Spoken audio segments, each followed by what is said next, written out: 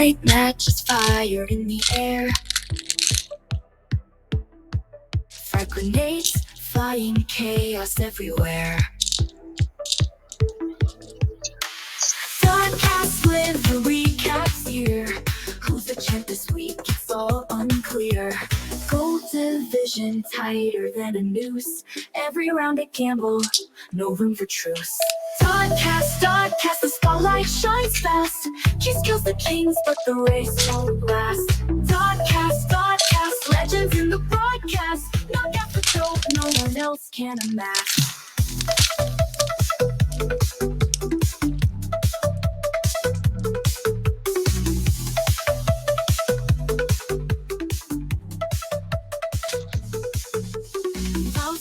Bound to crouch, can we agree? Skill achieves, what's the referee's decree? MG nest and the rockets blast. Tactics on fire, the moments flash fast. Victory close, but who'll take the crown? Gold is a jungle, no one's backing down. Dodcast, the spotlight shines best. Kiss kills the kings, but the race won't last. Dodcast, legends in the broadcast. Knock out the gold, no one else can amass.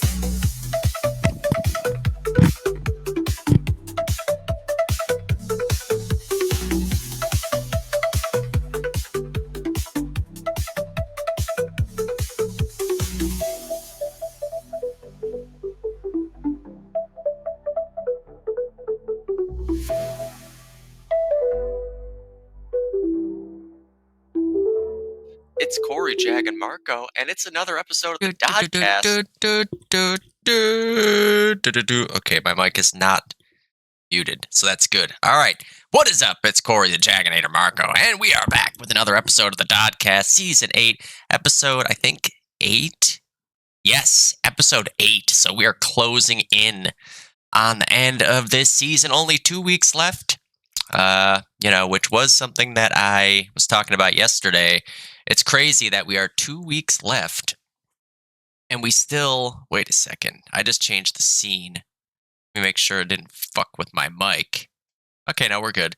2 weeks left, and the divisions are mostly still wide open. I mean, bronze, kind of locked up.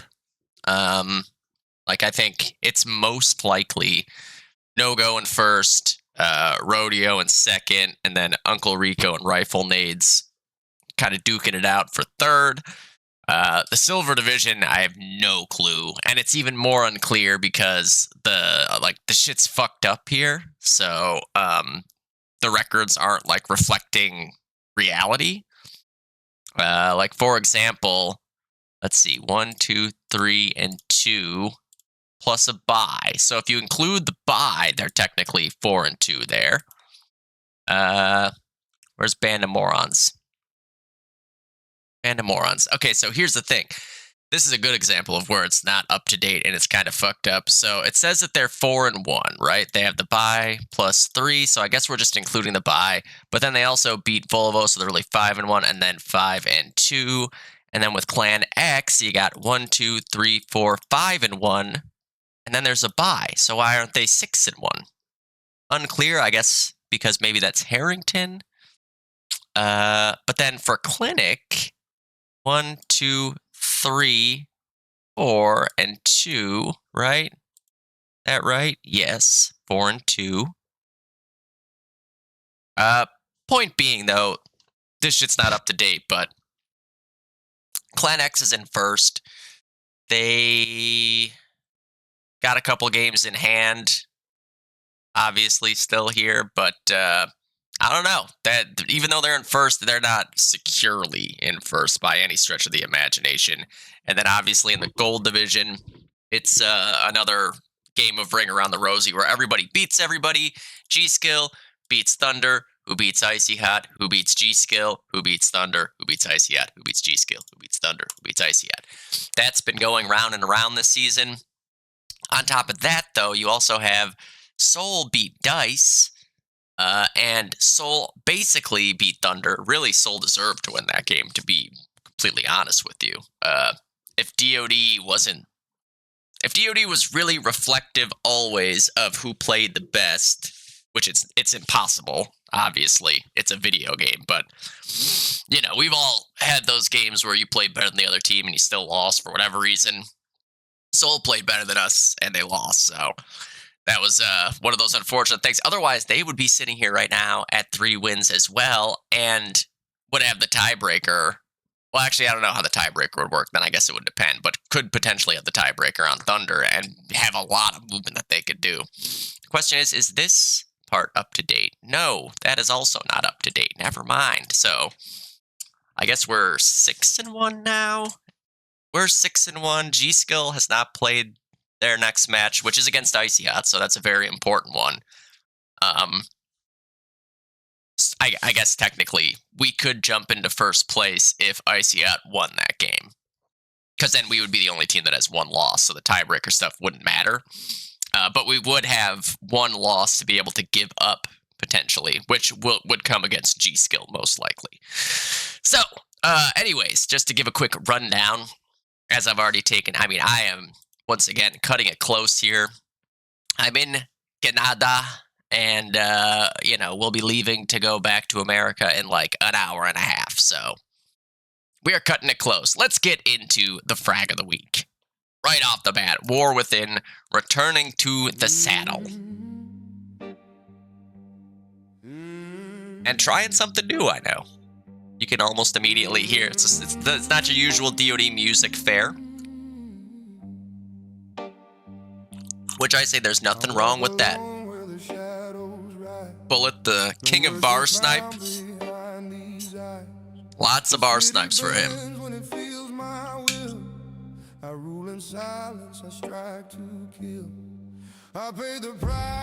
The one thing I'm not loving right now is I cannot see the death notice at all. Which is, you know, in a movie it's nice to see who died when there was a kill, right? Like if there's a wall shot and stuff, it's hard to see. I understand the aesthetic for it, but being able to see the death notice is definitely an important part in a movie.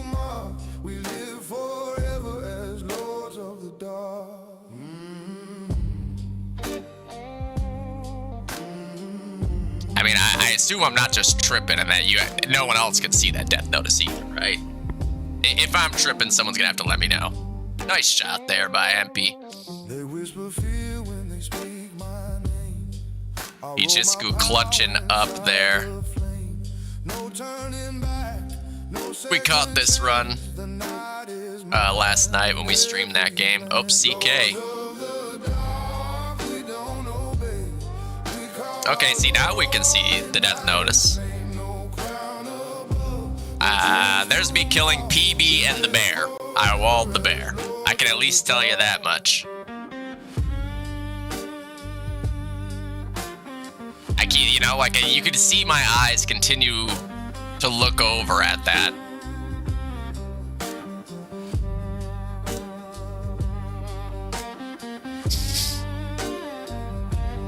Fuck. I have no idea who Justin is killing here, but I'm assuming I died at some point. Really, I have no idea who died there. Baron. I think we caught this clip yesterday. Yeah, definitely. Yep. And then he dies. Nice. I liked everything about that except for not being able to see the death notice. Death notice is important in a DoD movie. There have been death notice that they just get cut off entirely. Yeah, I was hoping maybe it was just like a media player problem or something, but no, you can't see the death notice. Other than that, I love that. That was a nice new feel for a frag of the week right there. Always cool to get new flavor in DoD movies, you know? But yeah, keep submitting to War Within.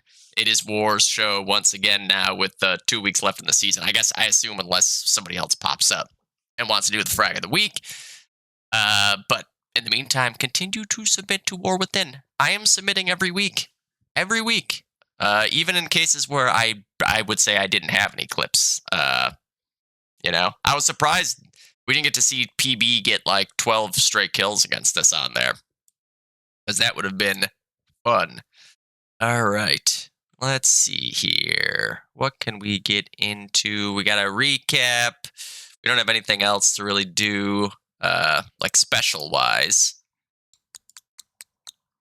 Let's see here.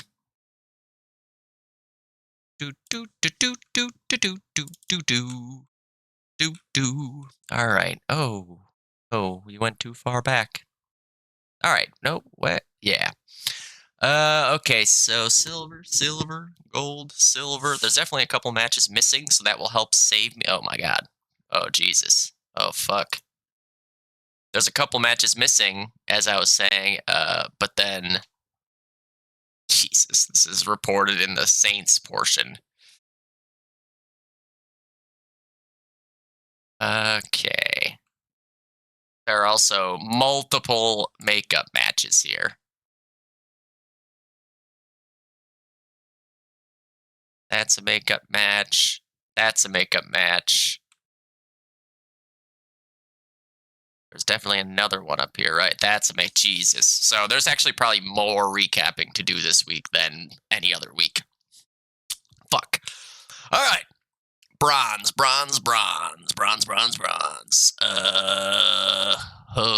gonna have to just go with the flow here. Let's start here. The Wickeds versus Rifle Nades. Multiple makeup games here. Let me check the HLTV section. Any of these get... Nah, nothing got recorded. Okay. I just wanted to make sure before I was like, oh, I didn't get to see this match at all. All right.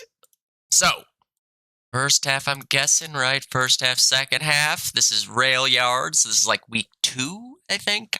First half, 187 to 11 in favor of the Rifle Nades. 180 to 127 in the kills. We saw Bullet with some shots there. Actually, no, we didn't. I did. I saw that. Never mind. In my head, I was like, we saw Bullet with some stuff on Harrington. I saw clips from other maps. All right, so on the Wicked side, though, Bullet did top frag with 29, tied with Ryan, who had 29 as well. 20 for Jiraiya, 19 for Barinia, and 15 apiece for Leto and Lucho. And then on Rifle Nades, what? Oh, you don't see that almost ever. Look at that. 33, 33, 33, 33, 33, and then 15. There wasn't, I feel, ample reaction to that.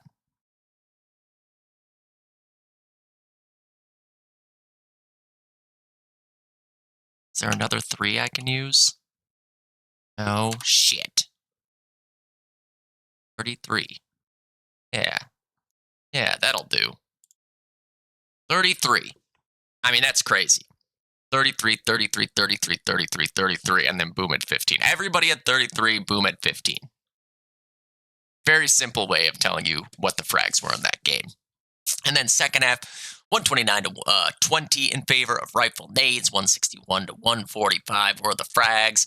35 for Lucho. Great half for Lucho getting in there. Another guy who hasn't really gotten to play much for the Wickeds this season, but always pretty strong when he gets in games. He had 35. Ryan at 29. Bullet and Jiraiya at 27. Barinia with 17. Leto with 10. And on the Rifle Nade side, Azilla, of course, 36 kills there, leading the way. 69 for him on the dot. Chrono with another 33 half there. He's consistent. 66 total for him. And then 27 for Fiero, 25 for Boom, 24 for Henry, and Steve with 16. Steve has Gamma 420. That's great. I'm guessing he was cranking his Gamma for that game. Good to see Steve getting a chance to play.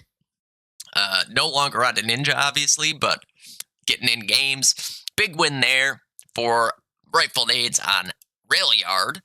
And then jumping ahead, 5 weeks to Harrington. Rifle Nades versus the Wickeds. Looks like Rifle Nades won this game as well. So I think Yeah, the darker scoreboard is just the one that I use. For a second, I was like, is this a different? No, that's just how my scoreboard looks when I'm at home. So 254 to 57 in favor of Rifle Nades on their allied side here. Wow, what a game. See, look at that. Steve getting the chance to play and fucking 42 kills there. Crazy. So plus 36 in the kills for Rifle Nades, 36 for Barinia on the car, 26 for Ryan, 25 for Lucho, 22 for Bullet, 21 for Jiraiya, 20 for Leto.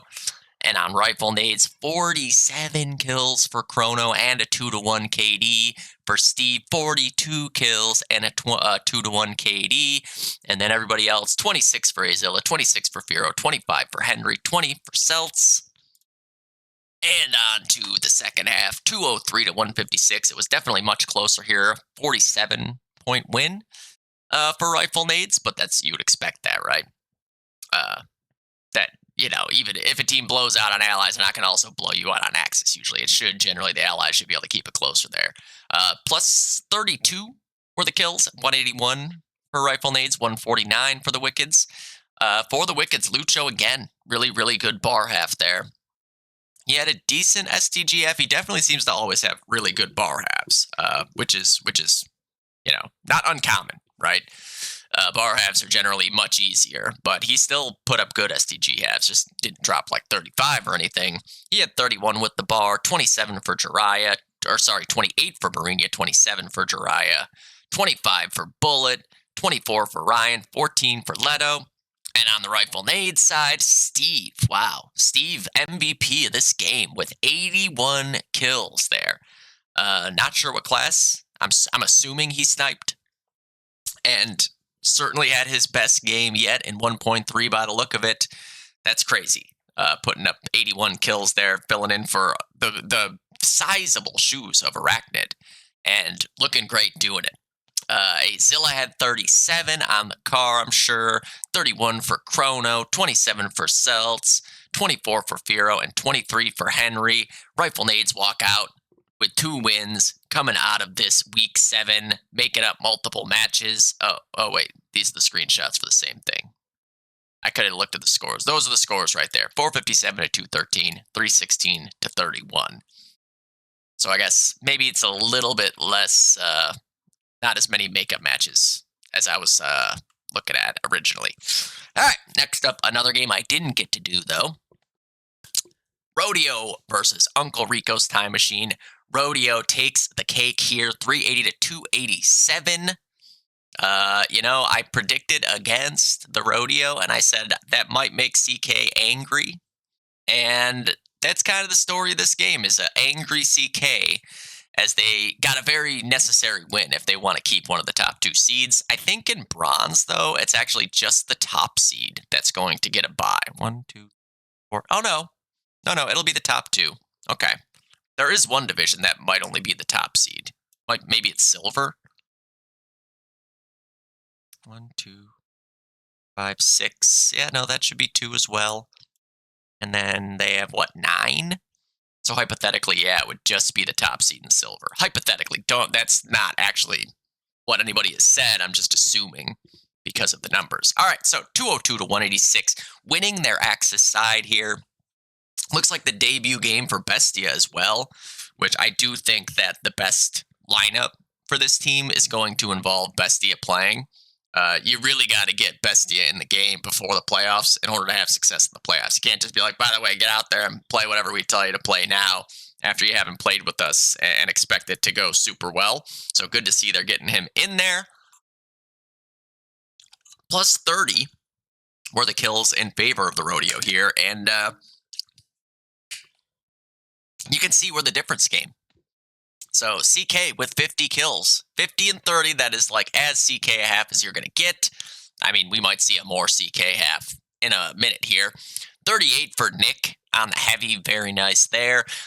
Lasik with 36 on the sniper, that doesn't surprise me, just he's got great aim and reaction time, so significantly easier for a guy like that to hop on the sniper and put up big numbers there. No Sir Snipies this week, but Sir Lasik is Sir Snipies. 25 for Bestia on the Stas, not playing a familiar class there, so not bad. 23 for Meep, and 17 for Grunt. On Uncle Rico's side, 33 for Kevin Purdy, 28 for Ian, 27 for Head Like a Hole, 25 for Cadaver, 23 for G, and 23 for ST. Kevin in the building. And then second half here. So, I mean, both halves end up relatively close. You know, they win. Rodeo wins by 16 on their Axis side. I have no idea, you know, what. I didn't get to watch this. Oh, that was actually second half. So they actually came out of first half with a 77-point lead only on their Allied side. So I'm sure Uncle Rico's Time Machine was feeling pretty good about it going into this half. And Rodeo was able to win their Axis side as well, just barely, but yeah, that's crazy. Okay, so first half, that was second half. First half, 178 to 101 in favor 77. Oh yeah. That was really weird. I just said 77 points they won by, and then it's my dad's birthday, and he texted, I can't believe I'm 77 already, but he's actually not. He's 67. So that's a weird typo to have come through right at the same time I was saying 77. Kills were plus 15 in favor of the Rodeo. For Uncle Rico's Time Machine, you got 34 on Head Like a Hole, 31 on Ian Gilmore, 27 for G, 24 for ST Kevin and PURDY Kevin, and then 13 for Cadaver. And for the Rodeo here, once again, as CK a half as you can possibly see, 53 and 34 for the craziest killer. That's 103 and 64. Which I was saying, if across 2 weeks I had, you know, the scores to add up to 103 and 54, I would feel like I had two pretty good games, you know? My average score for 2 weeks was this, and I just can't imagine dying that much in a half, but, you know, I guess that's what it takes to kill that much in a half. It's just the way it goes. 53 for CK, 29 for Meep, 22 apiece for both Grunt and for Nick, 21 for both Bestia and LASIK. So, I mean, CK did the bulk of the killing here. He had basically 1/3 of their kills, and he is 1/6 of the team. That is crazy. That is a really crazy carry half right there. We saw him get a 4K nade and spawn. He got the 5th kill as well. Not quite the 6th. No ace for CK, but that was an extremely important win for Rodeo to be able to try to stay in the thick of the top 2 seeds in the bronze division, because Nogo also won their game 469 to 305 over the Ninja. Axis side started first for Nogo, 233 to 181, plus 8 were the kills, relatively close there. On the Ninja's side, Illusion, of course, 38 kills to lead the way, 27 for Mizgif, 27 for Raven, 26 apiece for Manuk and Brett, and 22 for Ant. Ant on Axis side was a fucking demon at the Allied second flag, though, let me tell you. And then for Nogo, 38 for Cushy, 32 for Blue Revolver on the heavy. He was a fucking menace to society with that heavy. Then 27 for Spoon, 27 for Koi, 26 for Bausch, and 24 for 3-sided quarter. On to the second half, 236 to 124 here. You know, basically breaking 200 kills was Nogo, 190. The bottom fragger had 27. He was 27 and 22 as well. Bottom fragger, still positive. Really crazy effort by Nogo there across the board. They win the half by 112, plus 16 of the kills. That's about as many kills as you can possibly see between two teams, to be honest. For the Ninja, as I said, and 37 kills on the car. A lot of those came pushed up to the Allied 2. He was just locking shit down there a lot. Brett with 34, he as well, running around with the Unter in mid, was just picking up multi-frags all over the place. It really looked like the Ninja had a chance to win this game a few different times. Obviously didn't, but they look quite good. The Vanscap guys are only going to get better as well. And what does that mean for Ant if he's only going to get better? Is he going to have a half where he gets 55 kills on Harrington? Seems like the most reasonable scenario. 32 for Illusion, 26 for Manuk, 24 for Raven, 21 for Mizgif. And on the no-go side, Mr. Bausch with 39 kills on the Garand. I believe he was the MVP again, right? Or was it Kush? Who did I end up giving it to? 65 and Cushy. I think Cushy had like 67, or Blue Revolver also had 65. Kush had 38 and 29 for 67. I was right. Yeah, he ended up the MVP. Holy shit. 39 for Bausch, 33 for Blue Revolver, 32 for Koi, 30 for Three-Sided Quarter, 29 for Cushy, 27 for Spoon. Big win again for Nogo. Keeps them solidified in that first seed as the season is ticking down to its close. That's the whole bronze division. So yeah, they're actually 5-2. They're 6-1. Rifle Nades is now 5-2. Interesting. Uncle Rico's would be 3-3. I guess. Do they have a makeup game to do still? That doesn't make much sense. Why do they have one less game? Oh, the Ninja makeup games. They still have to make. That's why. Okay. So hypothetically, assuming if they win, they would be 4-3. If not, they'd be 3-4. Yeah, because that's a loss. So 3-3 right now with that makeup game. They also play Rifle Nades. Where's the Rifle Nades Rodeo game? Okay, they lost to Rodeo. So yeah, Rodeo is still in second place there. Yeah, they play Uncle Rico and Nogo. So Rifle Nades could potentially be Rodeo's best friend here. If they can be the ones, like if they beat Nogo, that would be, actually, then it would come down to tiebreakers, I guess. So, and Rodeo would have to win out. Rodeo has to make sure that they win against the Ninja and the Wickeds for that to even matter. Then they would both be at 2 losses, and I think it would come down to head-to-head point differential. And if that was, and it doesn't say that, but I'm pretty sure that's how they've done it in the past. Like, I think it's just weird wording on the way that the rules are written. So, Rodeo won by 65 there.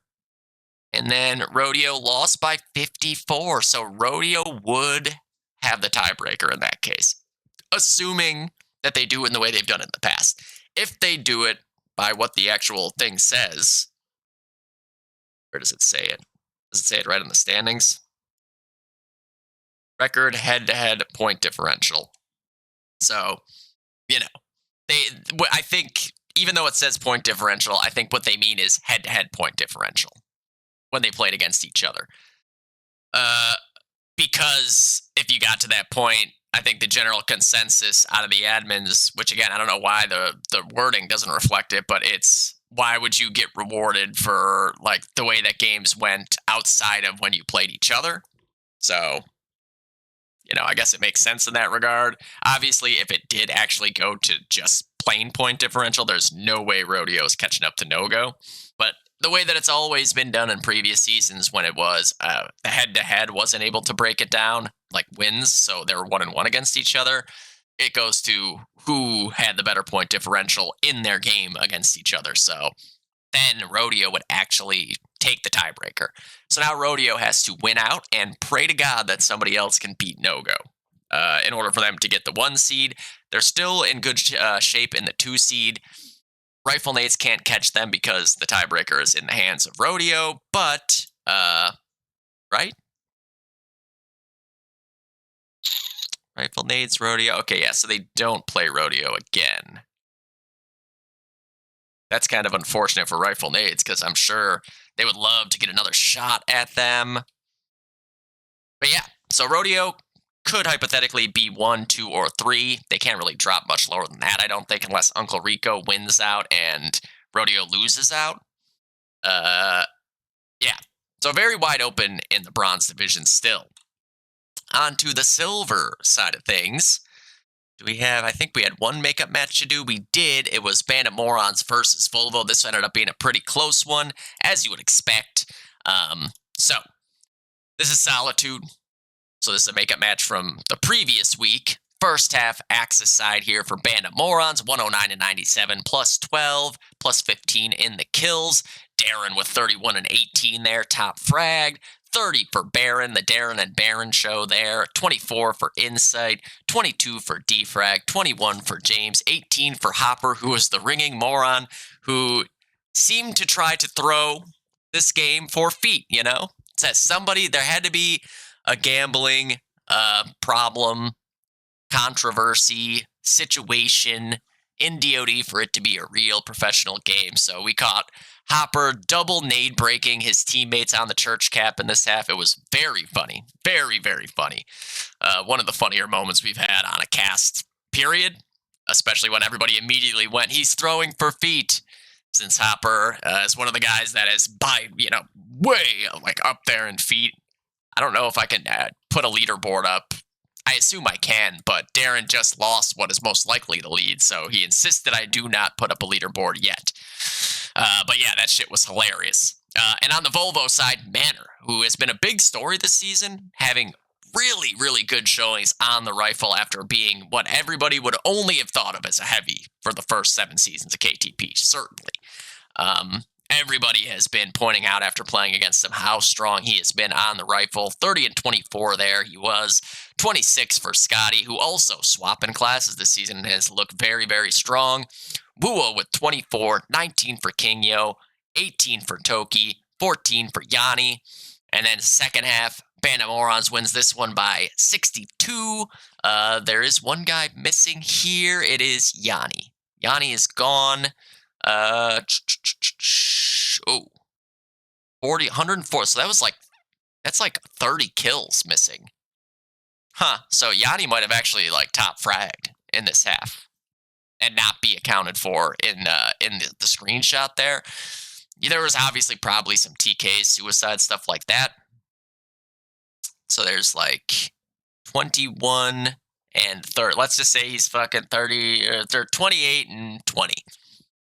Just call it that. So 28 for Yanni, we're just going to say, guessing. 27 for Manor, 26 for Wua, 24 for Kingyo, 21 for Scotty, 19 for Toki, and on the Band of Morons side, Baron with 33, Darren with 31, Hopper with 30, compensating for that double TK nade, 27 for James, 26 for Insight, and for Defrag. Big W for Bandit Morons there, playing with a different lineup, which is this lineup is who they will play with in their next game of the day as well, which we actually just casted last night versus GVMH. They still even had Hopper ringing in that game. You know, no Casino, no Insane, no Pro Star, no Crawd. Is that all of them? I think that's all of them, right? There might be one more guy who I'm forgetting. God damn it. Who am I forgetting? No, that's it. They only have 9 guys, so yeah, okay. But yeah, playing with, they have, again, all their lineups are ridiculous, so it's not the end of the world for them, but when you don't even have enough guys that you need a ringer, never a good sign in that week when you have to play 2 matches, but they still managed to take the first one at bare minimum here by 74 points overall. I guess we can just move on to that game next since it was next in the list. GVMH getting the W here against Band of Morons. GVMH, whose record I think is very, very deceiving considering who they've beaten. They are technically now 4-3, I guess. Who knows with the way that this thing is set up right now. So 1, 2, that's a win. And then I guess we're including the bye as a win. 148. For some reason, they only got 148 points in their bye week. What the fuck? This team got 366 points in their bye week. This team got 200 points in their bye week. This team got 389 points in their bye week. What the fuck is going on there? And then Volvo got 0 points in their bye week for some reason. No clue why. So I'm curious what the hell is going on there. And Price is Right got 150, which is the standard, I believe. 150 points. But for some reason, some teams are getting more and GVMH is getting less. So I have no idea what the hell is going on there. again, these sheets are extremely fucked up right now.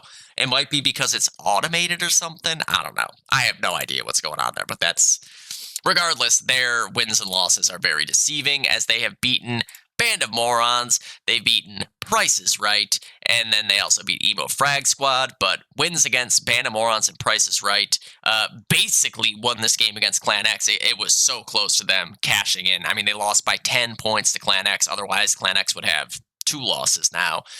Their losses are all within 1 cap, right? I mean, this game where they had the double lag out in the backside of the second half against Best Buds right away in week 1, that's less than a cap out. And then Clan X, 10 points. We saw that happen in a cast where they got within inches of winning that game. Very easily could have been a win for them. And then the loss to Revived last week, we saw, again, within inches of winning that game. What is their point differential at? Because it's got to be, plus 400. You know, like look at their point differential where they are. Look at what everyone else in their area is. And then they have a better point differential than Clan X. The only teams with more point differential than them are Clinic and Band of Morons. And now they beat Band of Morons. So in the event of a tie, they have the tiebreaker on them. So this game they won by 57 points. So first half Allied side for GVMH, they win 197-85, plus 1 in the kills. Very, very close in the kill totals. 37 for Hopper. Hopper, if Band of Morons won this game, easy MVP choice as he ended up with, 69 kills, I believe? No, 68. It was Miles who had 32. I was wrong. 68 total for Hopper. Baron had 34 there on the Axis side and a Frag of the Week clip. 28 for James, 28 for Darren, 21 for Insight, 19 for Defrat, right? Is that? Yeah. 19 for Defrag, and then on the GVMH side, you had the big 3 basically going mid altogether, which, again, I was talking about that in the Dodcast. This is a map where you absolutely could see all these guys going one route, and look what happened. They had 101 kills between the 3 of them there. 35 for Raleigh, 35 for No Name, 31 for Hooli. Was that right, the number of kills I just said? Yeah. And then 25 for Knack, 24 for Sango, 18 for Pijisku.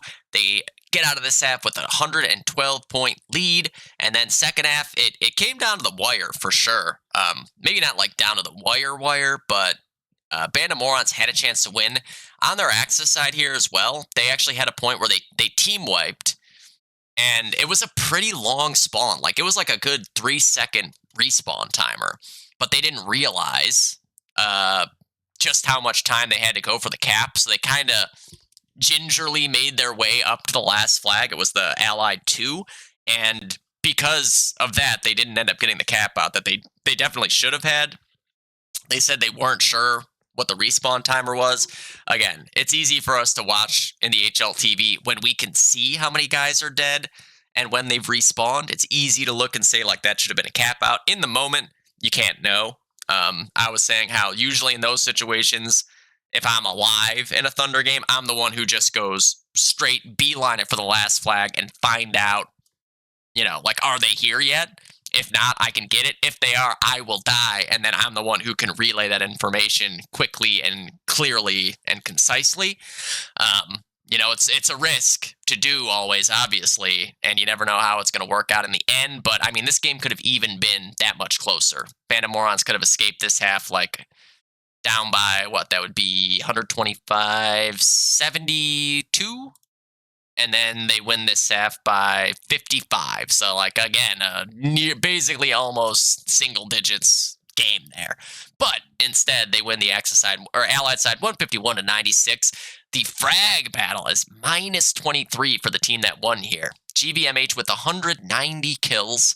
On the Band of Morons side, 32 for Insight and 31 for Hopper. The heavies putting in work, going up against No Name over there, which is obviously an insane battle to have to try to win. And they got their kills for sure. The thing is, No Name got his kills too.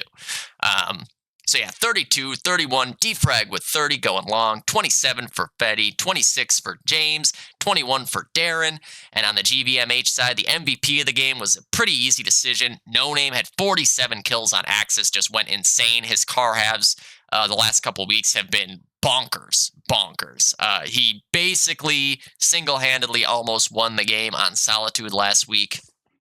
Again, it was like not even like 1 millisecond almost away from pushing the game into overtime and having the chance to win instead of losing by 41 points. That actually literally, like, if the cap had gone through, then it would have been a tie and we would have gone to overtime. And it was all on the back of No Name just fucking dominating the whole team twice. But right behind him, again, Raleigh right there with 38, Hooley with 31, Pijisku with 26, 25 for Knack, 23 for Sango, and GVMH bags another top-of-the-line team in silver here. I mean, to be honest, GVMH, like, you can pretty confidently look at their games and say, like, they probably should be, like, is there one game that they, like, the game that they most definitely, like, clearly lost is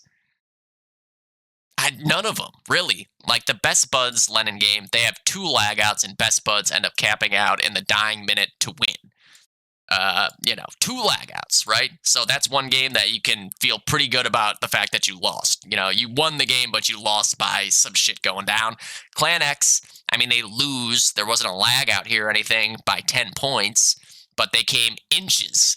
Like, it came down to just big clutch plays on the Clan X side. Otherwise, they win that game too. And then the Revive game, which it's just slightly unlucky timing is the only reason they lose that game. Now, they could have still lost in overtime because it would have gone to overtime if it worked out the way that it looked like it was going to work out. It wouldn't have been a win. It would have been a last-second cap-out to force overtime, which is more insane, to be honest. And crazy that we almost get to see overtime on a Solitude game that I said I felt like it was going to go to overtime. But yeah, GVMH could very, very easily be undefeated in the season right now. And that is not like some crazy thing to say, to be honest. It's like right there in the score. Every game that they've lost, it's right there in the score, losing by like basically a cap out or less. And then when you dig even deeper into it and look at how those losses happen, it becomes even more clear that they could easily be undefeated, and even more easily could be, like 5-1 or whatever, or 4-2 instead of 3-3. Well, I guess 4-3 now, because that's not up to date. So yeah, GVMH, everybody needs to be on, especially when you're going to get them in a best of 3. What are the maps that they lost on? They lost on Armory, they lost on Solitude, they lost on Lennon. Now, Lennon, I think, is a map that they would be very okay with playing in a series too, but, especially it's a team with No Name, that's like a signature fucking map and route, but most of the time they're going to be able to get the maps they want, unless, the other team can only ban out one of them initially, right? So, like, you might want to get rid of Anzio or Harrington, but that means the other one's going to be there. And then do you even, like, how much weight do you put on the Thunder game? Do you just go, ooh, we need to ban that out? They won by 108. Do you let that one go through and take the chance? And you still have to see how they look on Saints and Railroad 2. You don't know. I think that they will be a really good Saints team, to be honest. Just for the style of player that they have and the players that are their big fucking 3 in Hooley, Raleigh, and No Name. Like, I think that they are going to have a good time on Saints whenever they play it. So lots of question marks for teams going into a series against GVMH where they got to pick and ban. All right. Next up, I mean, we had some really fucking close games in silver here. So Best Buds narrowly beating Emo Frag Squad here, 246 to 227. I thought Emo Frag Squad had this game. I did. It looked like they were going to come out of this with the dub, but come up just short. So, was this first half? Yeah, this is first half here. So first half, Emo Frag Squad win 172 to 47, I think that says. Kills were plus 22 for Emo Frag Squad. So Big Bird Eats My Ass was ringing for them here, up against Nicholson Eats Ass. I don't know who those guys are. That's their names. For the Emo Frag Squad side of things, J-Rod, 41-21. He got like legitimately about 16 of those kills in one life holding Sandbag, and they just kept sending guys out there, and I couldn't believe how long they kept sending guys out there. I understand for the first couple lives, you're like, go try to probe and see what happens. But once he's just killing you over and over again, you gotta just be like, all right, everyone go to the one. Because worst case scenario, you're just leaving him there to wonder, right? You're taking him out of the equation for at least a spawn wave or two. And that is the best player on the other team being taken out of the equation. So just a little bit of a maybe mental error on the Best Buds side, feeding him for as long as they did. It didn't end up mattering in the end. They still won the game, obviously. But, that was a crazy thing to witness. J-Rod just getting like 20 fucking straight kills at Sandbag spawn. Ian was 32-17. Matt Rogers, 31-27, including a really important streak in the grand scheme of things where he clutched up at the 1, then picked up a car, went on a 6-kill car streak that resulted in a full cap for Emo Frag Squad. It went from being near getting capped on to capping out, and that was where I thought they might win this thing, was at that point, after that cap out. 22 apiece for Big Bird Eats My Ass and for Steve, and then 18 for Saf. And on the Best Buds side, Bromley was the main rival for J-Rod in this half. They were like neck and neck for the majority of this half. 37-21 for the Brom Bomb. They were going tit for tat for like the first, basically up until J-Rod got that Sandbag clip. Then he kind of had the frag lead on Bromley for the rest of the half there. But up until that point, every time you hit tab, it was like, oh, they have the same score right now. 26 for Bobby on the other car. 22 for Piffy. 21 for Nicholson Eats Ass, 20 for Hopper, 18 for War.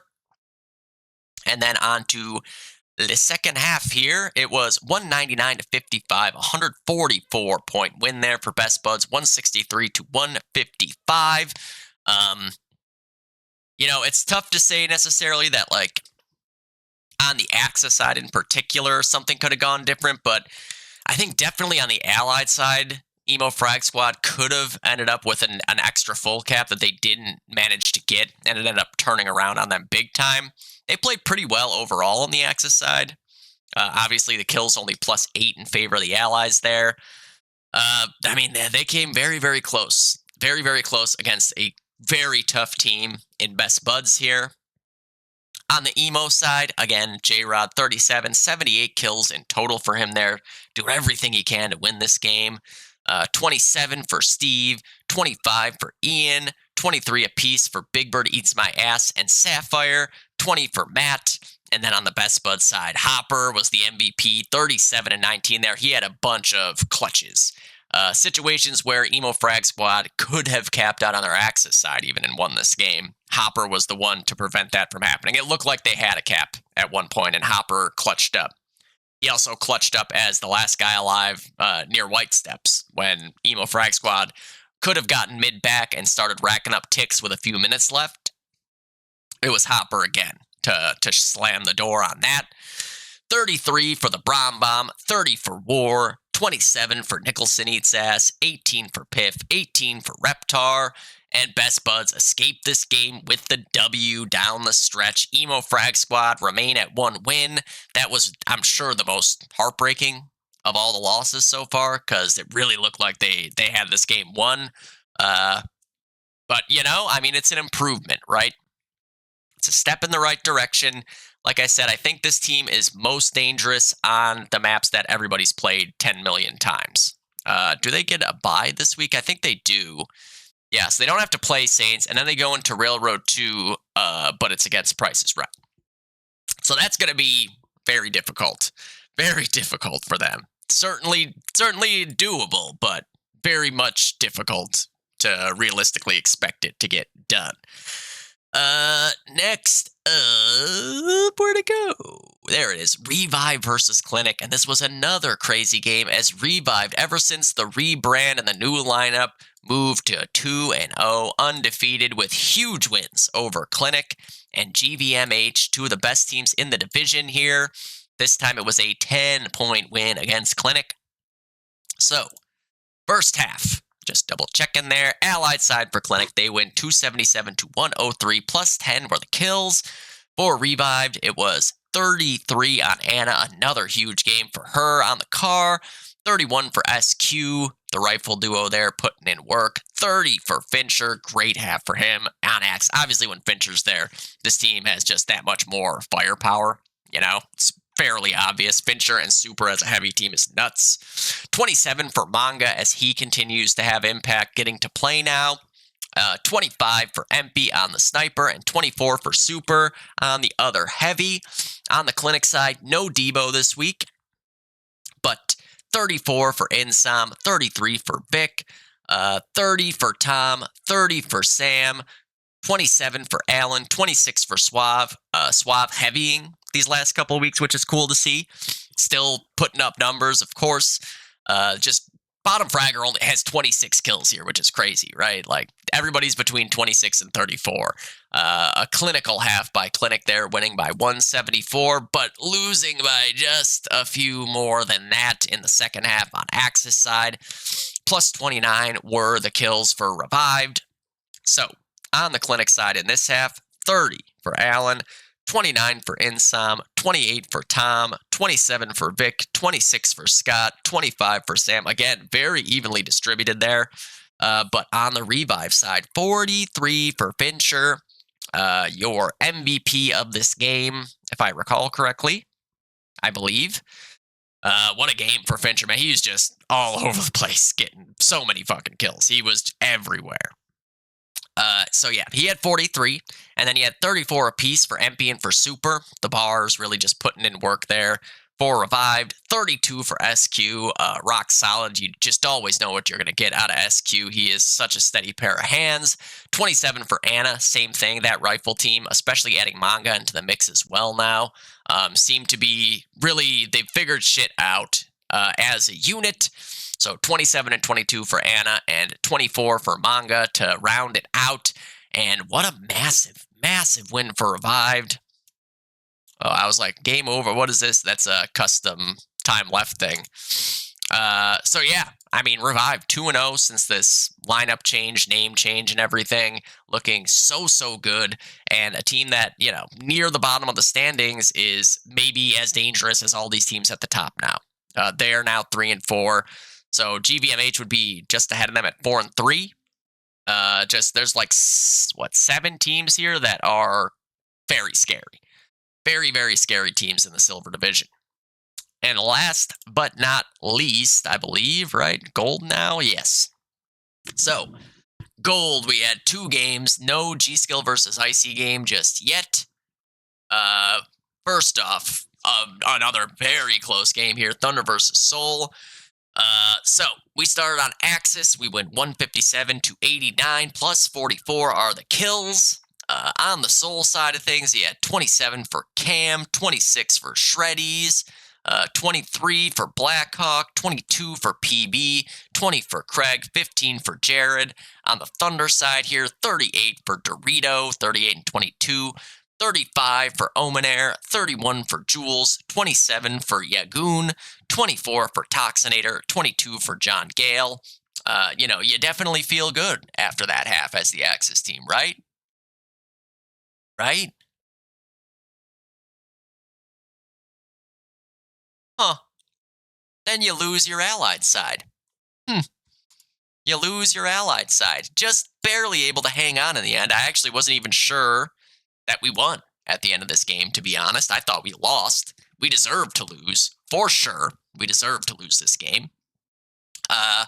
So yeah, we lose this half by 59 points. Kills were plus 16 in our favor. The big stories, obviously, Shreddies and PB, 42 and 36. I have no idea where they were coming from half the time. They were just like spawning at our spawn, it felt like. Justin had, I swear to God, it was like a 12 or 15 kill streak at one point. Just at our 2 upper connector, lower connector, upper connector, lower connector. Just killing everybody over and over again. And Shreddies, again, was just like all over the place. No idea where he was even coming from. So 42 for Shreddies, 36 for PB, 24 for Craig, 21 for Blackhawk, 20 for the Bear, 13 for Jared. And then on the Thunder side, 37 for Omenair, who was probably the MVP there. I think he ends up with like 72. Jules ends up with 67. Brian ends up with 60. Tox 54, I think it was. He had 30 on Allies. 24 for Yagoon, 22 for Dorito, or 23 for John, 22 for Dorito. Barely escaping with the win. Soul almost just put up back-to-back weeks where they took out 2 of the top 3 placers from the World Series of DOD. And again, in my opinion, they deserved to win that game. I would have sworn at one point that we needed to cap out in that last couple minutes to win. So when we didn't, I just thought that we lost. But I guess it was just barely close enough that we were able to make it up on ticks. Or whoever was doing the math did it wrong. Because there was multiple people saying, we need to cap out to win now. So I wasn't looking at the math at that point. I was too busy getting killed at my spawn. And then in the other game, we actually had played Dice with a barely win over, man. Every week it's games like this where they just barely lose this season. 246 to 238 in this case. So first half here, Allied side for Dice, they win by 54 plus 16 in favor of over are the kills. So they outfrag but lose the half. On the over side, 38 and 25 for Nightmare. What a half on Axis sniping there. 35 for Devin, 32 for SC, 31 for Sokka, 23 for Chi, and 20 for Tom. That's the other aspect of this, right? Over didn't have Caffrey and didn't have Kum. It's Chi and Tom in there. And, I mean, they looked really good. Again, I think that Chi helped this team a lot last season with just kind of like, this is what we need to do right now. You go do this, and slowing it down a little bit. And I mean, they almost won this game with G ringing there. Just one of those things where, again, I think having that one extra guy on over that is really committed to keeping things methodical and not over pushing, I think makes a big difference for them. And yeah, they almost won this game, obviously. For the Dice side of things, though, getting their full lineup back in the mix, you had 36 on Paul, 30 for Alex, of course, he's always going to get his, 29 for Matt Pizzana, 23 for Kevin, 23 for Chris, 22 for Johnny, and a frag of the week clip that we saw. And then, yeah, second half, over ends up winning by 46. They do end up outfragging them again here by 9. So many kills just between everybody. When all is said and done, Stealth was your MVP after all was said and done here, I believe, because obviously he had 43 kills on Axis here, running all over the place. On the overside, 36 for SC, 34 for Devin, 32 for Nightmare, 28 for Sokka, 28 for Tom, 25 for Chi. And on the Dice side, the big 43 for Kevin. He was just, I mean, getting movie clip after movie clip all over the place. Multi-kill. 43 and 28 for him. 31 for both the cars, Alex and Matt. 30 for Chris on the STG. Great half for him on the Axis side. 20 for Johnny. 19 for Paul. But most importantly, they do escape with the win here. Another one that came down to the wire, man. You got to feel for over. They just, I mean, what's their point differential look like? It might not be as crazy as I'm thinking it is, but it is still better than a team that's above them, right? And pretty close to the same as Dice. I mean, that's like, what, 200 point difference, so it's not that close. It's closer than you look in some of the other divisions, I guess, but, you know, yeah, not that close. But yeah, really close game here. As always, the over games are just absolute fucking pandemonium, and you never know who's going to win up until the absolute last second ticks off the clock. All right, how deep are we? Oh, Jesus, already a fucking hour into this. I should have done this earlier. All right. This is not caught up yet. Okay, so Saints is the next week here. The newest version of Saints, I think it addressed a lot of the problems that people had with the previous version of Saints. No longer are you going to see 5 guys going Broken Bridge. I am curious to see what some of the meta changes are going to be. I think that there are a couple areas that people aren't going to like. because they're abusable, which is kind of like what the problem with Broken Bridge was. It was abusable. Now Broken Bridge isn't really abusable, but there are a couple of new areas that I could see people getting creative with to just make it annoying. We'll see, though. You never know. Maybe good teams will have answers for that, I'm sure. But yeah, starting off in the bronze division, what do we got here? Rifle Nades versus Uncle Rico's Time Machine is definitely the match of the week there. All right. So, No-Go versus the Wickeds. On the Wicked side, bit of a revolving door 6. You figure Jiraiya and Bullet are generally there. Ryan's been there a lot of the time. AZ usually playing. Leto usually playing. Saps, Barinya. When both those guys in, they're in really good shape. And then Lucho got to play this last 2 matches here. With the Wickeds, it's always a question of lineup, for sure. But unfortunately for them, they're going up against the powerhouse of the Bronze Division this season in No-Go. Bausch, for sure, getting in there. Jamie's generally been playing Blue Revolver, Greg, Cushy, Quarter. And then Koi, been playing a lot this season, for sure.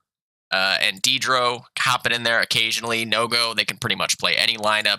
All the guys can pretty much play any class.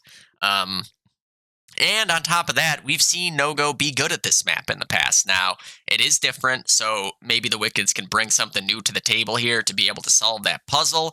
They're definitely going to have to deal with 3-sided core on the sniper rifle. He will be extremely tough to deal with on this map. And we've seen Kush be a demon on it as well. Thing is, I think Bausch might end up being just as painful to play against on this map based on what we've seen out of him in these last few weeks since he started playing. Again, the long-range, tight angle fights are where he thrives. Going to be interesting to see how teams adjust to the new Broken Bridge. Do they send 2 guys there? Do they send 3 guys there? I think you don't send any more than that now. I think it's very clear a waste of time to send more than 3 guys there. I think realistically it's 2 or 3, depending on how you want to look at it, or depending on the situation. And you're going to see a lot more foot traffic on the main bridge itself because now you can't just abuse as an axis, especially upper red. There's only that one window and the side puzzle piece there now. So yeah, going to be interesting to see how that plays. You definitely take a No-Go here, though. Best team in the division, the Wickeds. A lot of question marks with their lineup. I think that they have lineups that can make this very competitive. Hopefully they can deploy one of those. I think that they absolutely can make this a fun game to watch. The Wickeds, I just like to see improvement out of them whenever they play. They're getting there, too. I like more and more of what I see out of the Wicked side of things. Just a matter of continuing that train forward. So, next up, Rodeo versus the Ninja. So, we saw what I think is probably going to be the Ninja's main lineup going forward. Illusion, Low Carb, Ant, Mizgif, Manuk, and Raven.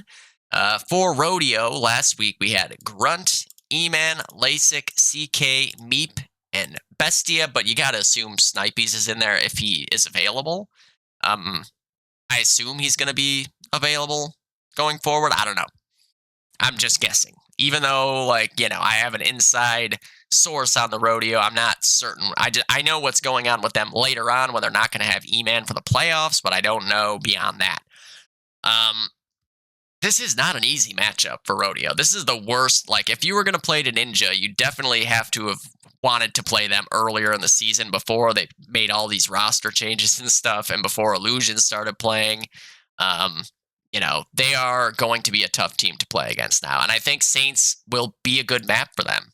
Rangy, out in the open, spacey fights. Not as easy for CK to really just run around and get 32 nade kills and a half, I think. I think this game will be relatively close. Obviously, again, depending on lineup stuff, you never know. But I do think that the Ninja can push Rodeo to the limit. You need a good sniper performance, of course, and Raven is a god. I think, obviously, we just saw Lasik can snipe his ass off too. Sir Snipies, if he's there, going to need to do the same. He's been very reliable. That's a a key battle here. Like whoever wins that main sniper bridge battle is going to be favorited at that point. Brett's going to find ways to be frustrating. The rodeo can't let that get into their head. CK, I'm looking at you. Nick, I'm looking at you. They play the game like I do, where it's very easy to frustrate them. And if they let that happen, it's going to be a long game from there. You just got to be like, hey, it's a DOD match. You're playing to win. These things happen. You can't let it go beyond that point. Otherwise, it will get dicey very, very quickly. I'm still going to take the rodeo. I think they'll find a way to win here, but I think the Ninja is going to make it very, very scary for them along the way. And I think it'll be like within a cap out, maybe all the way down to a single digit win. I think it'll be a sweater right up to the very, very end. And, CK will find a way to go like 170 again and pull the thing off for the rodeo to keep them in shape to get that first round bye. But the Ninja could easily win this game. They could easily win this game. They are a very, very scary team for the Bronze Division to have to deal with now. And then last but not least, the match of the week, Rifle Nades versus Uncle Rico's Time Machine, which is going to decide a lot when it comes to that third seed and who could potentially leapfrog Rodeo into the 2 if Rodeo is to falter at any point here. For Uncle Rico's Time Machine, you know what you're going to get. Head like a hole on a sniper, Purdy on a third, G on a car, Cadaver on a heavy, Ian on a car, ST Kevin on the other heavy. And then for the Rifle Nade side, a little bit more unclear. We saw Steve snipe these last couple matches, but if Arachnid's there, you got to figure Arachnid's playing. Azilla on a rifle, Firo on a rifle. Celts we've seen play on the third a lot. Henry we've seen get in there as well. Pipes we saw get in there on the third. Boom, get in there on a heavy. And of course, Chrono is probably going to be playing. And on the other heavy, I don't know in this one. This is a tough one. It's Saints, so certainly the old school players of Uncle Rico's Time Machine have played this map. It is a little different, but I'm sure they will know that way ahead of time. It's not like they're going to walk into the server and be like, what is this weird building on the end of bridge or whatever. Sniper v Sniper, again, Arachnid or Steve. Head like a hole has been excellent this season, so going to need a strong sniper on the Rifle Nade side, having a good game. I think Azilla is going to be very, very important here for Rifle Nades, as is Ian on Uncle Rico's Time Machine side. And then using the water route to your advantage. The Celts or whoever ends up third rifling, Pipes, etc. on the Rifle Nade side versus Purdy, who is going to know how to make that water his bitch. I don't know in this one. What's happened when they played each other in the past? Rifle Nades won on Anzio by 3 points. Yeah, that's right. I forgot about that game. This is a rematch of a 3-point game. I don't know. Is Arachnid there is definitely a big question. I think is Arachnid there is the biggest question right now. Steve has been putting up great games, but he's also having to go up against one of the other best snipers in the division and head like a hole here. This is going to be a step up when it comes to what snipers he's been facing.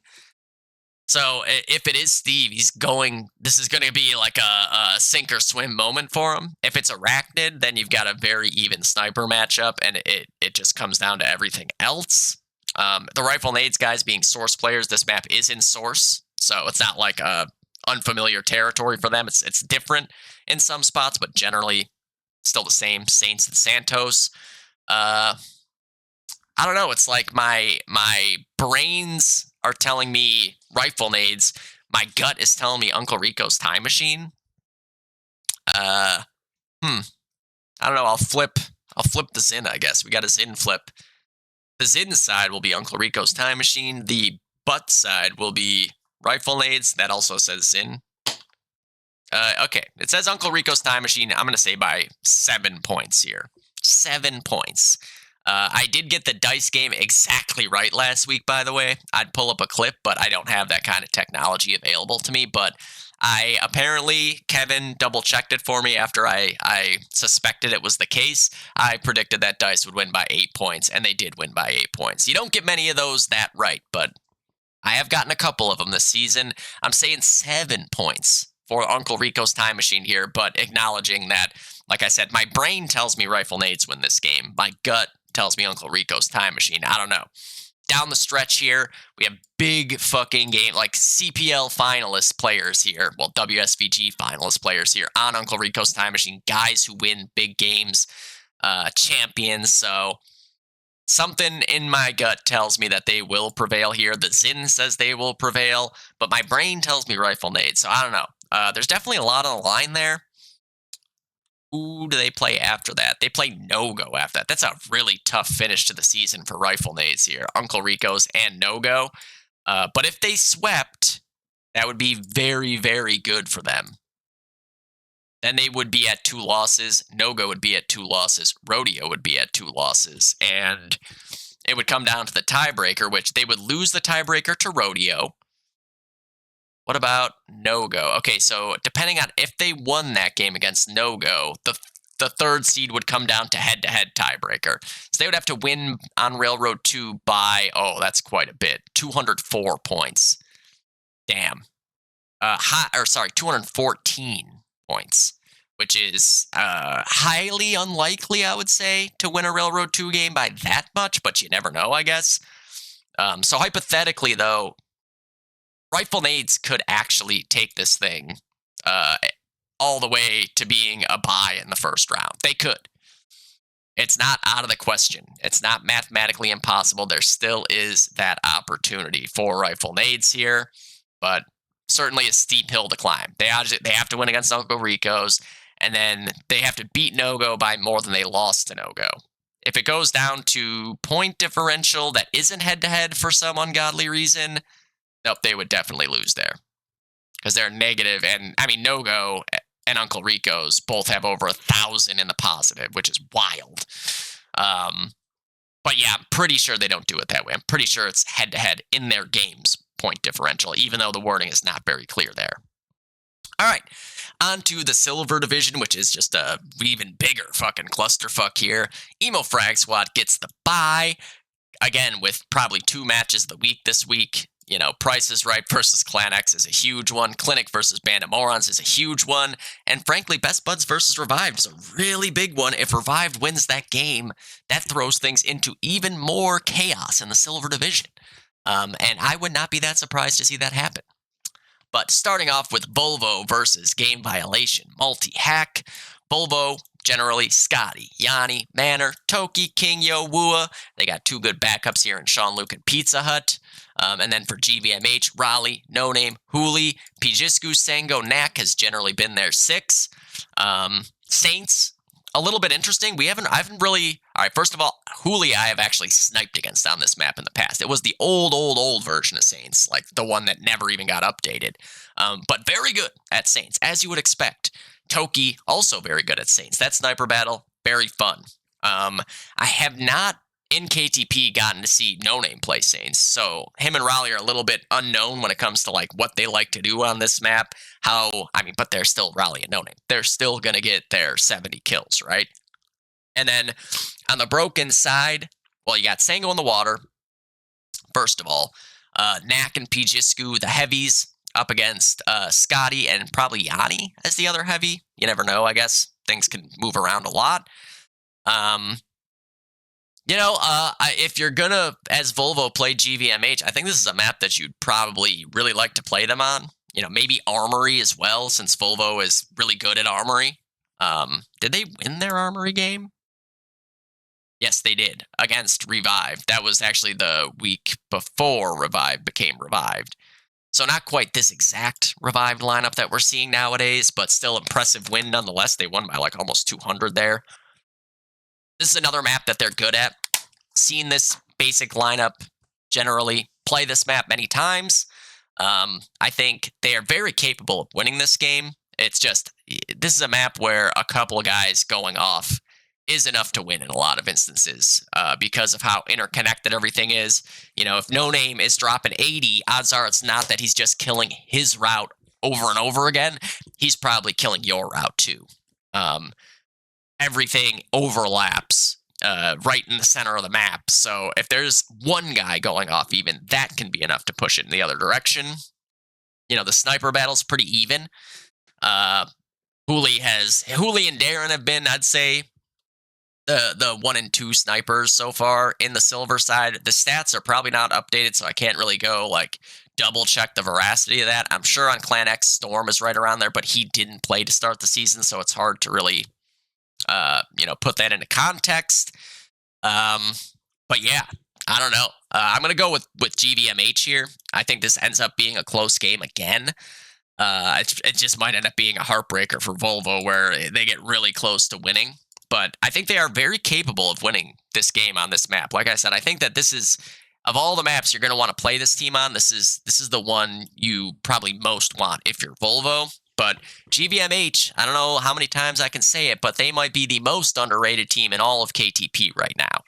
Especially if you're just basing it off of looking at the standings, who they've, what the wins and losses are, and the point differential and stuff. That does not tell the whole story. You have to have watched all of their matches, which I have, except for the Emo Frag Squad match, I think. But, the story is vast with GVMH and how good they actually are and how deceiving their record is. So, you got to take them here. I think it's going to be a close game, to be honest. I think Volvo is going to be very strong on this map, just in general.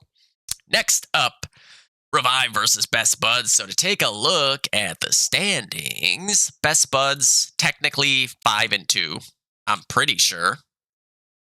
I don't know if it's been updated yet. Nope, still not updated. But yeah, they do have 1, 2, 3, 4, and then a fifth 5 and 2, and then Revived is 1, 2, 3. Why don't they just give them the bye win right now? 4. Might as well. Let's give them the bye now. Whatever. Irrelevant. They're really close in the standings. That's the point. Best Buds right there at 5 and 2, and then Revived right here at 3 and 4. So they could help shoot themselves up a little bit closer to that cluster of crazy teams in the middle there. Revived is Empy on the sniper, Super and Fincher on the heavies, SQ, Anna, and Manga on the sniper on the rifles. And then on the Best Bud side, Hopper on a heavy, War Within on a sniper, the Brom Bomb on a rifle, Nicholson Eats Ass is on a third, Piff on a heavy, and Bobby on a rifle with some really good backups that they can throw in there anytime. Schick, Epion, Petey, and Laura. I don't know in this game. To be honest with you, something tells me Revived is going to win this game. I don't know. Just Revive looks like a world beater right now. They made those changes, and it really looks like that has lit a fire under their ass to be the team that you could see they had the potential to be right from the start. How stacked is that lineup? Super and Fincher, maybe the best heavy team in silver right now. They certainly play like it every week. We've seen both of them carry at different times throughout the season. They're definitely in the conversation for it. SQ and Anna, as the two cars, have been as consistent as it gets, putting up that like 60 kill mark week in and week out. MP getting to be on the sniper here. MP versus War will be a fun sniper matchup on a very sniper-based map. Man,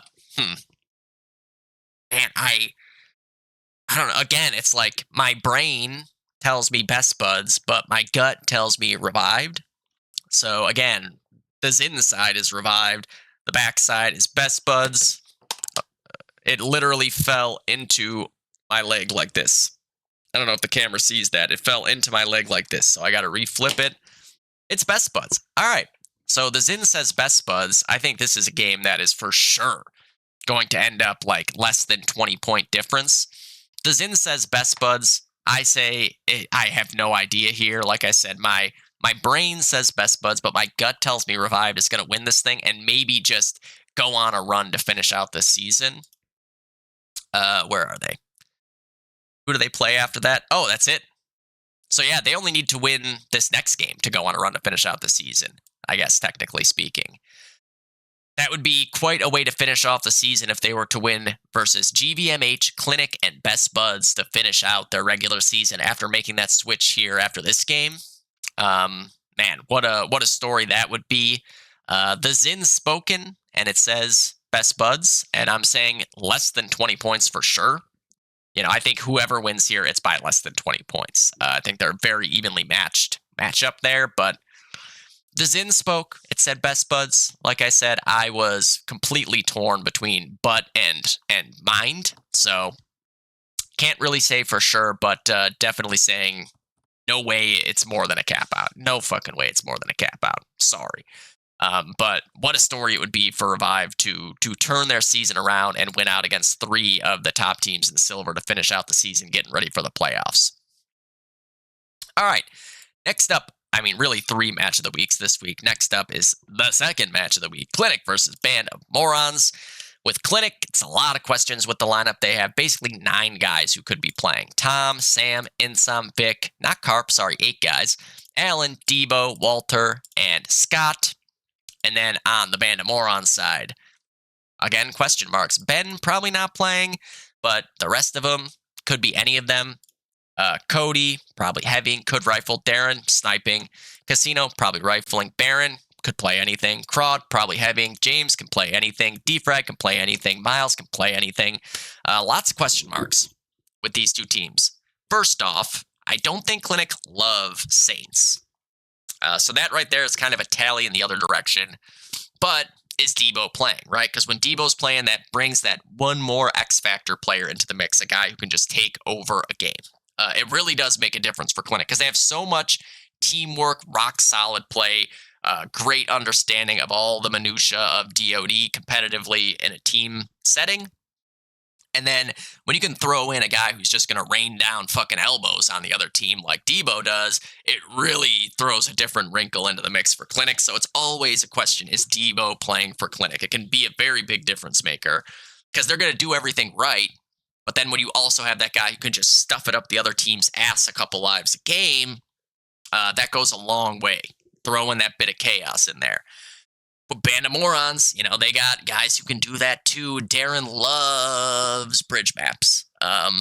This will be, I'm sure, another very fun sniper matchup between Darren and most likely Tom. You never know. I think anybody on Clinic could snipe.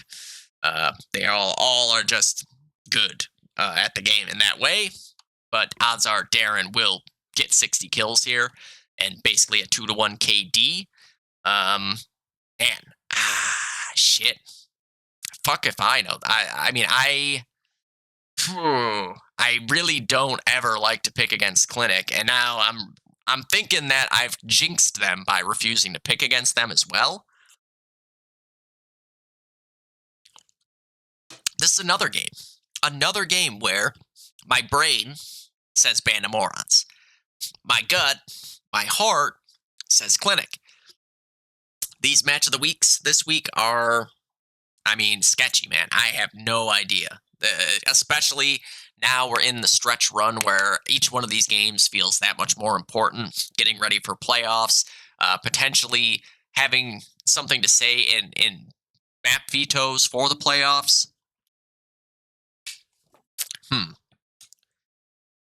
I'm going to pick against Clinic here. If nothing else, to test just how much of a curse I've placed on them by refusing to pick against them. But also, again, my brain says Band of Morons here. I've said it all season. To me, if there was one more spot in gold, you'd probably put Band of Morons in that spot. Even though right now they're not first place in the division, they've lost a couple games. I think when they have their best 6 out there, it's tough to argue against the fact that they are a very much gold caliber team who could very much compete with all the other gold teams. There are a couple in the division that are like that, but that's the team that I've been singling out as this is like a gold caliber team all season long. And I think that they only will continue to improve as they play together more and more as well. I'm picking Band of Morons here. Say by 23 points. 23 points here. Saints is a map that we've seen go to overtime as well. So always keep that in mind. That's why a lot of these scores I'm saying are going to be close, because Saints games usually do end up being pretty close. Relative to a Harrington or a Lennon. Very capable of going to overtime. I'm picking Band of Morons here because I don't want to be the reason that Clinic loses games because I refuse to pick against them. So we're testing the curse here. We're seeing what happens. I think acknowledging the curse like resets the curse in motion too. So maybe I just fucked them in a different way. But picking Band of Morons, I think it's easily a double-digit game and less than a cap. But again, also big question mark whether Debo is there or not, because that alone, I think, might turn things back in the other direction with him being able to just like run out and kill 5 guys any fucking second or keep them in their spawn, shit like that. But yeah, I mean, I think for chaos at the top of the division as well, Band of Morons winning adds more chaos to the mix. Clinic is now 4-3. Best Buds is, are they 4-3 or are they 5-2? They're 5-2. Yeah. And then Price is Right. Where are they? Oh, they haven't played their Harrington game yet, but they're 4-2. And then if they win, they're 5-2. And then they also play Clan X this week, so that's a big one. Which is perfect segue into Clan X versus The Price is Right. So for Clan X, all right, Nitrox.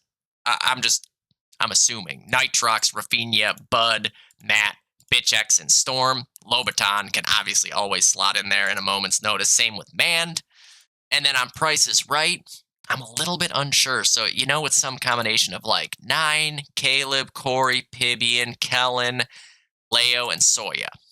I'm unclear what the plan is. Like, is Soya gonna play not Sniper, and Pibian is also playing? Are they gonna switch depending on the map? Or is Pibian like not going to be there for the playoffs or something? So Soya is there to take over the sniper duties in the home stretch. Very unclear. And I don't know with this game. I don't know. Who is sniping doesn't really matter for Price is Right, because both of them are premier snipers in this division, period. Doesn't matter which one of them it is. For Clan X, whether it's Storm or Nitrox, kind of the same thing. I do think their lineup gets better when Storm is on the sniper, because that means Nitrox is available to rifle. So that gives you when your rifle team is Nitrox, Rafinha, and Bitch X, what more can you want? What more can you want there? For Price is Right, obviously with Leo and Corey Price, big guns on the cars there on a rangy map. And then you've got Rib and Tony, who have been playing together for years, going on that Broken Side versus Bud and Matt, who have been playing together for years. 2 very, very well-matched heavy teams here. I really, this is another one where my brain is saying Price is Right. I feel like Price is Right wins this game and just sends the top of that division into even more chaos. But I don't know, like Clan X just keeps finding a way to win. Their point differential kind of says it all. Look at that point differential at the top of the division. Like, even here, Best Buds has a better point differential. Band of Morons and Clinic, way better. GVMH, better point differential. But they're at the top because they just always find a way to gut it out. So Brain says Price is Right. Gut says Clan X. I think this game is single digits for sure. I think this is a dramatic game that comes down to the wire, and every single little fucking inch is going to matter. This will probably be like that dice over game where DB just grabbed a random flag right at the end of the first half that ended up being the reason it went to overtime and dice wins. Like, I feel like something like that is what you can expect out of this game. Flip it again. Heads is Price is Right. Tails is Clan X. It's Price is Right.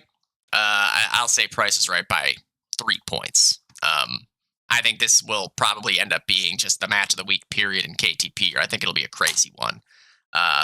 Really, it could go either way, man. Like, all areas of this map have a really fun matchup ready to go on, assuming, again, that both teams have, like, their best 6 going.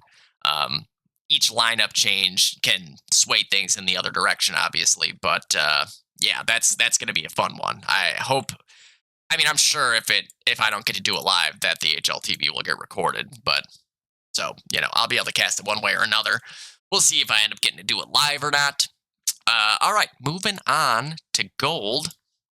I have cruised through this pretty well, which is good because I got like 15 minutes before, and I have not packed at all. So yeah, we'll see what happens here.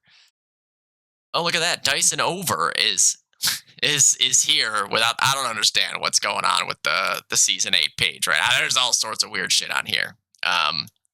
But we have a couple of huge matchups this week. Really, all the matches in gold are big.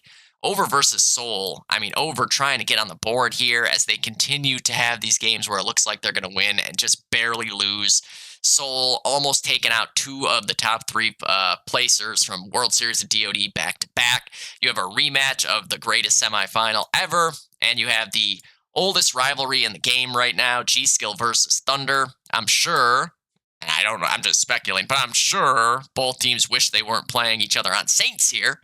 But hey, just adding to the lore of the G-Skill Thunder rivalry, because we have never played each other on Saints before. That I'm sure of.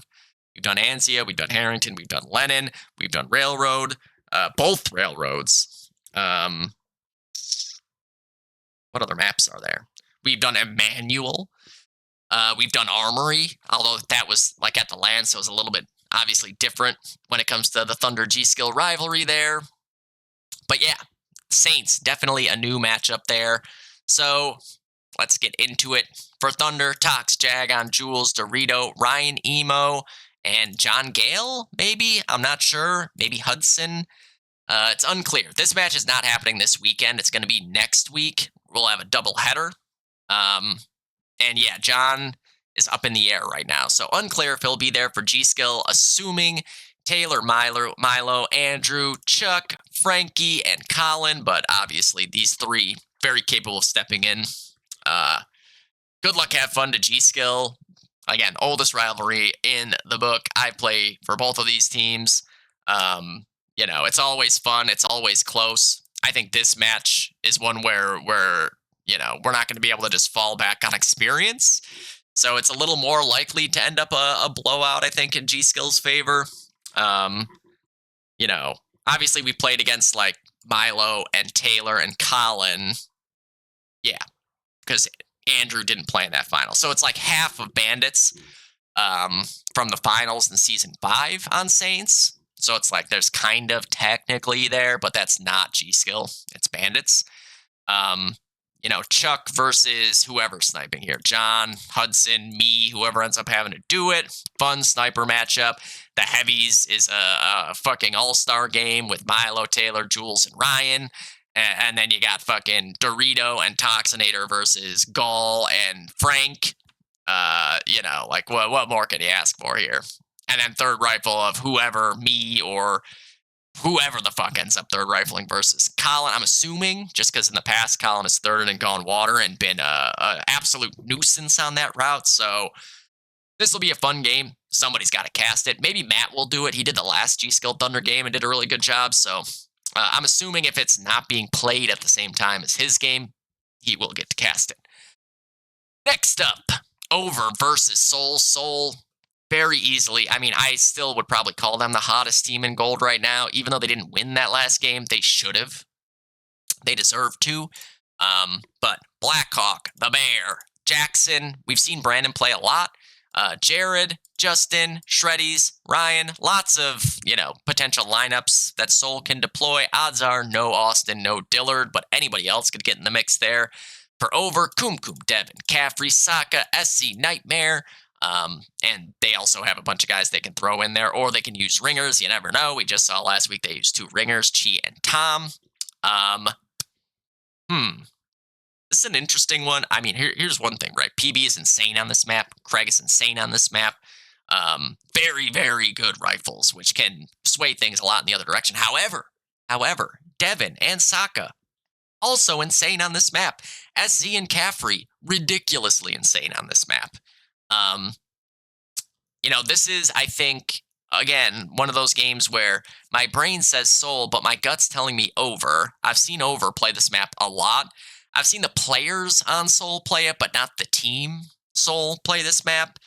So it's a little tougher to say how it functions as a unit on Saints. Certainly the things that they were doing against Thunder to be successful, if they do those same things against Over here, I think they win the game that way, because it's even more likely to work on this map against Over. Over just if they have their best 6, I mean, first of all, you got to deal with Nightmare. And Nightmare he'll probably go 70 and 30 on this map overall. You know, like 70-ish kills, 30-ish deaths. That's a lot to overcome right off the bat. You're going to need an answer for that. And there's less ways to deal with that on this version of Saints than there were on previous versions. So, problematic. Now, the Broken Bridge side, where Caffrey and SZ have a lot of success historically, there's less for them to do over there, but that is probably going to encourage them to not play as much on Broken, because you can't really help Bridge. You can, but you're kind of limited. Like, everyone's going to know if you're peeking Broken Bridge to peak Bridge. There's only one area you can peek from now. So it's a little bit more streamlined in that regard, and a lot less likely to be successful unless you hit a really crazy shot. So yeah, like, that might limit the amount of impact that they can have unless they push balls to the wall forward into, the Red House, into 4-way, which gives a lot of opportunity for multi-kills, which those two guys are very, very good at getting. Water, going to be interesting to see Shreddies up against, I'm assuming it's going to be Kum.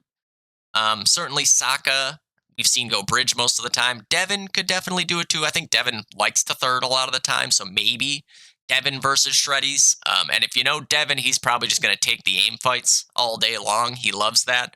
But yeah, again, this is, the brain tells me Soul, they're playing so goddamn well, but something inside me is saying that Over gets on the board this week.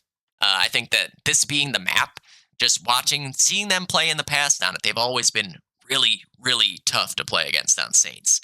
And the ones that they've lost, they lost in overtime to DICE, for example. So, yeah, this is a very interesting match here. Man, I don't know. I guess we got to do another fucking coin flip. Heads is Soul, tails is Over.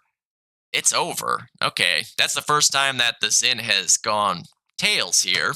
I guess Over by 1 point. But, again, I logically say that Soul is going to win here. It's just the Zin says Over wins. I think whoever wins, it's less than 10 points. And this is the game most likely to go to overtime, I would say, of the bunch. All right, and on to the big rematch of the greatest game ever played, quite possibly DICE Icy Hot, the Dicey Hot game. For Icy Hot, Jesse, William, Sean, Justin, Ben, and Chi. I think Bees is really close to being back too, so do you see Bees get in this game? I don't know, we'll find out. And then for DICE, Kevin, Matt, Paul, Alex, Johnny, Chris. I can tell you, from playing against DICE on this map a couple seasons ago, they are very good at this map. Icy Hot, I played against them in the same season. Also very good on this map. Slightly different lineups for both from that time. Ben and Kevin up against each other on Saints. Ooh, boy, that's a fun sniper matchup. Who wins that sniper matchup? I don't know. Your guess is as good as mine. That might be what decides who wins the game, to be honest. Who is having more impact with the sniper? It's a much more even sniper map now than it used to be. It used to be like your allied side, you get 35 kills and like 20 or less deaths. Axis side, you were lucky to go 20 and 30. You have a lot more. Well, I think you've kind of nerfed the allied sniper, which has helped the Axis sniper. You've nerfed the nades, which has helped the Axis sniper. Yeah, but I don't know. I don't know who wins that sniper matchup at all. Rangy rifle battles, good for both these teams, certainly. I can tell you, Broken Bridge flooding was the strat for both these teams. I have no idea what they're going to do now. You might just see them both continue to try to flood Broken, but I think that would be a mistake, speaking from experience in trying to do so on this version of the map. Even if your gut's telling you should still flood it, just, do it in a different way. It's a lot more limited what you can do in that regard. That mostly just leaves Bridge more exposed and kind of isolates your Broken Bridge side of the map and players that you could have, having impact on the actual double cap and the rest of the map there. So, I don't know. I'll be curious to see that. This is kind of chaos versus method here. DICE is pure chaos. Icy plays absolutely fucking sound DOD across the board. I don't know, like, what wins out on this map, right? What wins out on this map? This is just one of those matchups where you never know. These teams match up really, really well against each other. Obviously, at the LAN, we saw how insanely close they matched up. This map, they did not play at that LAN. I think the closest analog you can get would be the Armory game, but again, not really the same map. Very, very different in the way that it plays meta-wise. So you can't really take much of a cue from that or any past matchups between the two. I don't know what I think here. Nades, I think, are going to be really important. The map is still pretty nady. It's not as nady as it used to be, but it's still pretty nady. Icy Hot is out to play with a vengeance this season. They won the previous matchup. Obviously, it was a little bit of a weird game. Where is it? Yeah.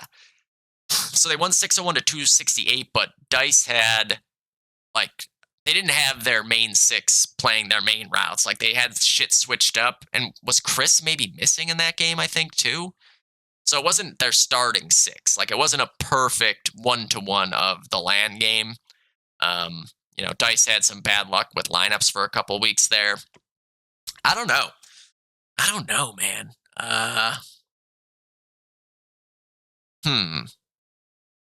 Just looking at it like head to head, what I think is going to happen here.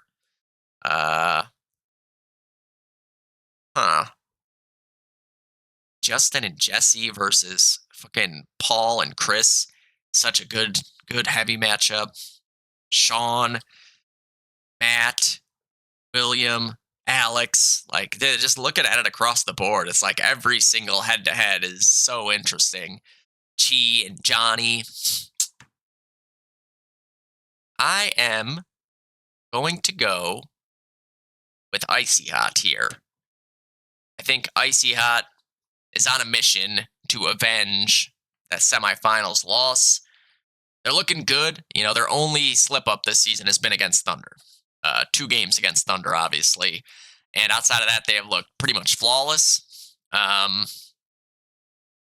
Dice really has just had some bad luck more than anything in a couple straight matches this season. Otherwise, they too have looked outstanding.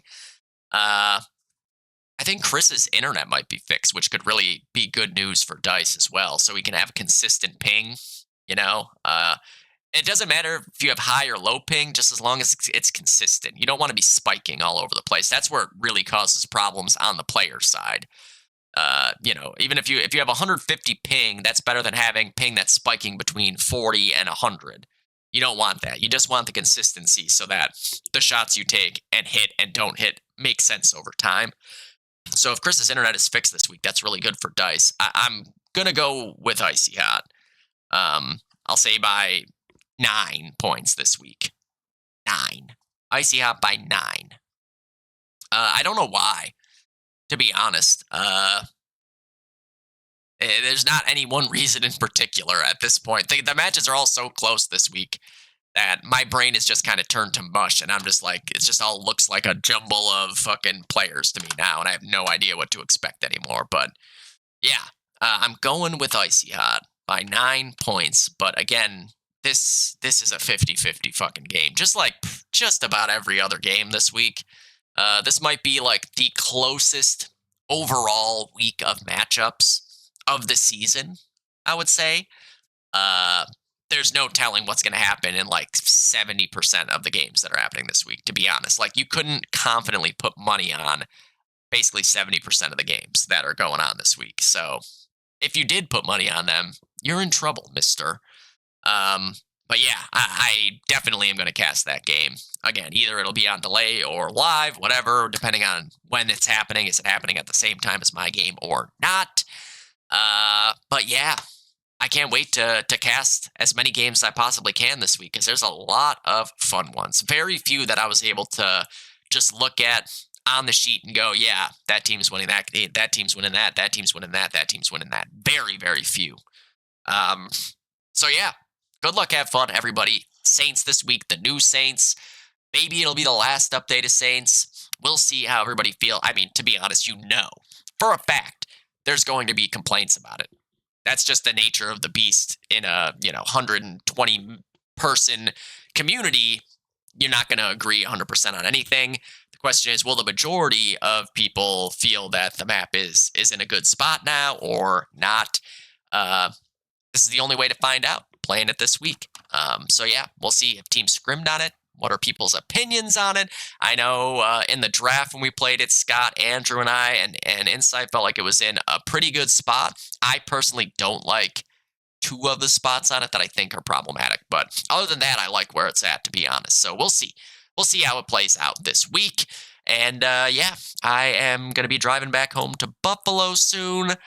So I will have good internet and a good computer and can work on the G-Skill movie some more and play on my good keyboard, not one that's filled with cat hair. So don't forget to submit to Frags of the Week. War Within, I'm pretty sure we'll be the Frag of the Week guy again this week. And yeah, everyone, KTP, I'll see you guys in like 12 hours when I get back home. Mwah.